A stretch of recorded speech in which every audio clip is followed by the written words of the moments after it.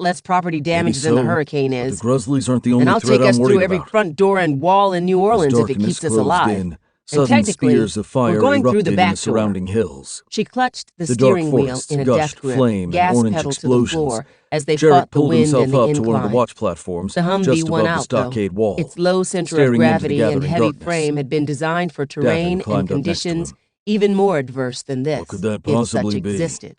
It looks like a war Trees zone. along the levees guarding the French That Quarter other from the hunter? Mississippi's The way he raging killed the flow, Grizzly. bent under the I've never seen hurricane's anything wind. so cold and deadly in A my couple life. of blocks in, And what if everything there's more dropped than to one of below them? sea level.